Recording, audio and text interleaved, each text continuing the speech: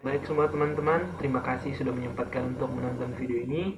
Video ini merupakan bagian dari tugas mata kuliah komputasi cerdas sistem tenaga listrik dengan materi Artificial Neural Network atau jaringan saraf tiruan dengan dosen pengampu Bapak Insinyur Imade Mataram, MERG, MT.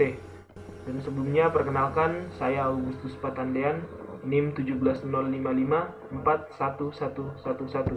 Pada materi kali ini kita akan membahas apa sih ANN itu, yang kemudian kita akan membahas juga konsep dasar ANN, karakteristik dan cara kerja ANN, dan bagaimana arsitektur dari ANN. Pertama-tama, Artificial Neural Network atau jaringan saraf tiruan adalah sistem komputasi di mana arsitektur dan komputasi diilhami dari pengetahuan tentang sel saraf dan dalam otak. ANN merupakan model yang meniru cara kerja jaringan neural biologis. Dengan melakukan proses belajar, jaringan saraf tiruan dapat mengatur dirinya untuk menghasilkan suatu respon yang konsisten terhadap rangkaian masukan. Jaringan saraf tiruan dirancang dan dilatih untuk memiliki kemampuan seperti manusia. Selanjutnya, konsep dasar dari ANN ialah replika dari sistem syaraf yang terdapat pada sistem otak manusia. Dalam proses kerjanya, otak manusia disusun atas miliaran neuron, di mana masing-masing neuron akan terhubung pada puluhan ribu neuron lain. Satu neuron tersusun atas 3 komponen, yaitu dendrites, merupakan saluran sinyal input yang kekuatan koneksinya kepada inti sel dipengaruhi oleh sebuah bobot atau weight. Yang kedua yaitu badan sel atau sel body, adalah tempat proses komputasi sinyal input berbobot untuk menghasilkan sinyal output yang akan dikirimkan kepada neuron. Dan yang ketiga yaitu akson, yang merupakan bagian yang mengirimkan sinyal output kepada neuron lain yang terhubung pada neuron. Karakteristik dari ANN sendiri ialah, yang pertama, ANN itu terhubung tanpa putus secara terus-menerus dari input hingga menghasilkan output. Yang kedua, ANN toleran terhadap berbagai jenis data. Ia mampu mengidentifikasi suatu pola pada data yang tidak lengkap, parsial atau noise. ANN yang ketiga, ANN adalah suatu metode yang menitik beratkan pada proses learning, yaitu ANN akan dilatih atau train dengan menggunakan contoh dari suatu kasus. Yang keempat, ANN memiliki kemampuan generalisasi, yaitu ANN dapat memprediksi hasil yang baru berdasarkan tren dan pola. ANN dapat memproses informasi secara paralel, kecepatan tinggi, dan terkarakter. Cara kerja dari ANN. Cara kerja ANN atau neural network atau jaringan saraf tiruan dapat dianalogikan sebagai halnya manusia belajar dengan menggunakan contoh atau yang disebut sebagai supervised learning. Sebuah neural network dikonfigurasi untuk aplikasi tertentu, seperti pengenalan pola atau klarifikasi data, dan kemudian disempurnakan melalui proses pembelajaran. Kita dapat melihat seperti gambar yang ada di sampingnya, itu merupakan cara kerja dari ANN. Teman-teman, yang berikut itu arsitektur dari ANN. Setiap neuron memiliki beberapa masukan mempunyai satu keluaran. Jalur masukannya satu keluaran bisa berisi data mentah atau data hasil olahan neuron sebelumnya. Sedangkan hasil keluaran suatu neuron dan keluaran hasil akhir neuron atau berupa bahan masukan berupa elektron berisi akhir. Selanjutnya kita akan masuk pada simulasi. Baik, pada simulasi kali ini kita menggunakan MATLAB R2013A. Pertama-tama kita membuka MATLAB, kita mengetikkan di function di sini NN tool. Kita ketikkan NN tool.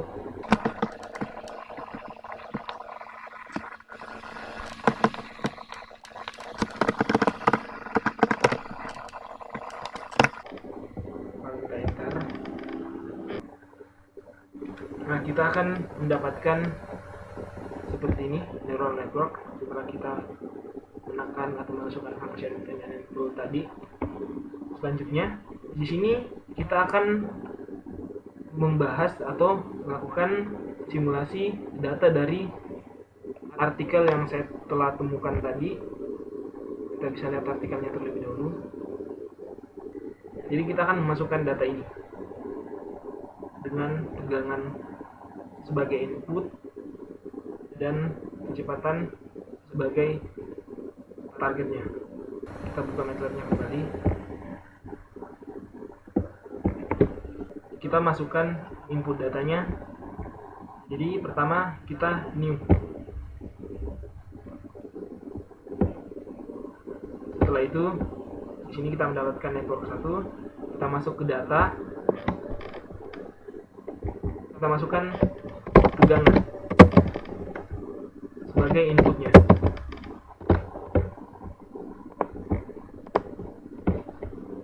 Di value ini kita masukkan nilainya tadi, nilai tegangan dari artikel yang sudah kita temukan.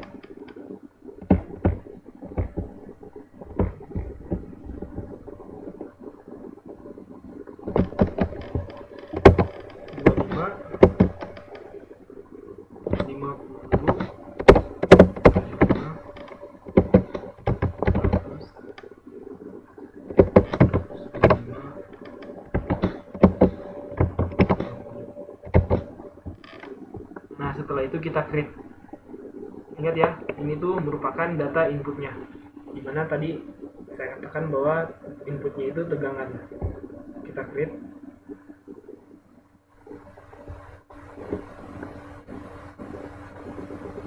Lalu kita oke. Nah, di sini akan kembali muncul data 1. Kita masukkan targetnya, yaitu kecepatan.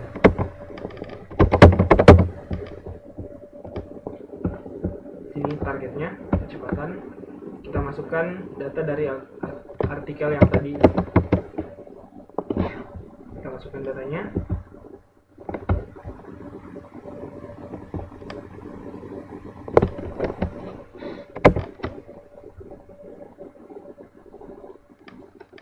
Baik, selanjutnya kita create.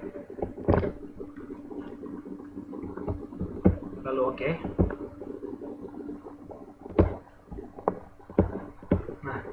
Kita kembali ke network.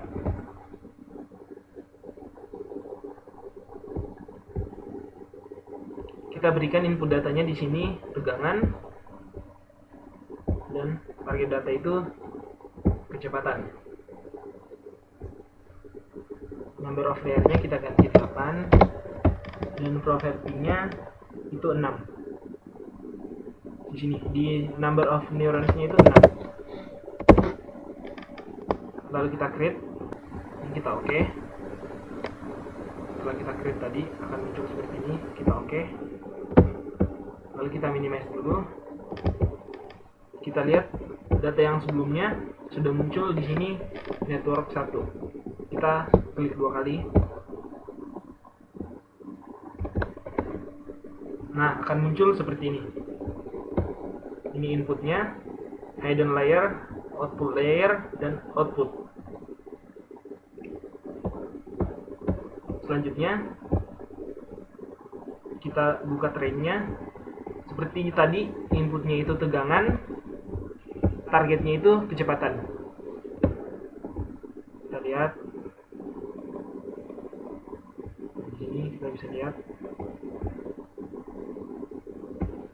di simulate-nya juga kita ganti dengan inputnya itu tegangan. Kita periksa semua sama. Di sini inputnya itu tegangan, targetnya itu kecepatan. Nah, selanjutnya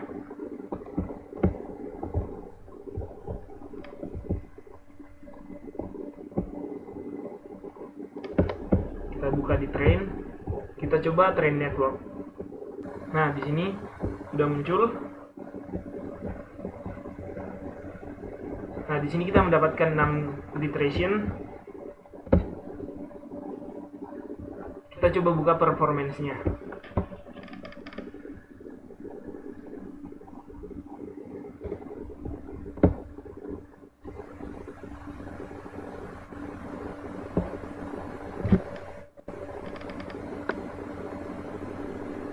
Nah, di sini diberikan yang warna biru ini trainnya, yang warna hijau ini validation, garis merah ini tesnya, dan yang garis putus-putus ini base. Baik, sekarang kita coba buka training step. Nah, kita mendapatkan seperti ini. Lalu regression kita coba buka.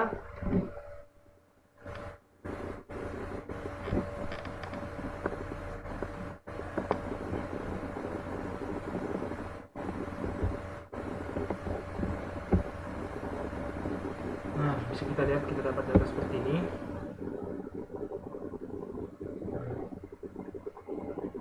Dan ini data yang kita dapatkan.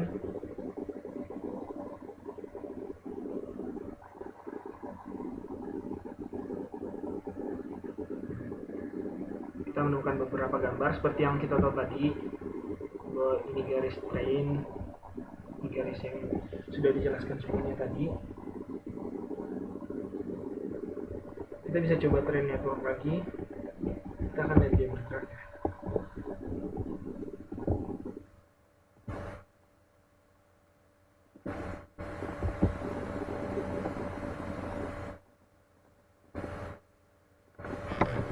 Di situ bergerak ya.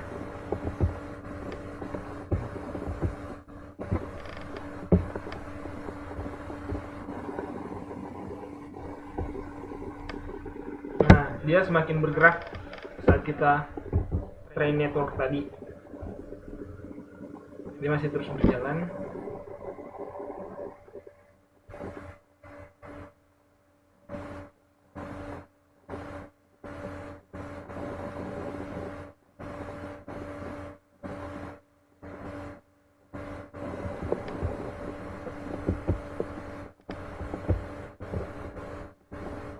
Nah, dia terjadi perubahan ya teman-teman setelah kita train network kembali.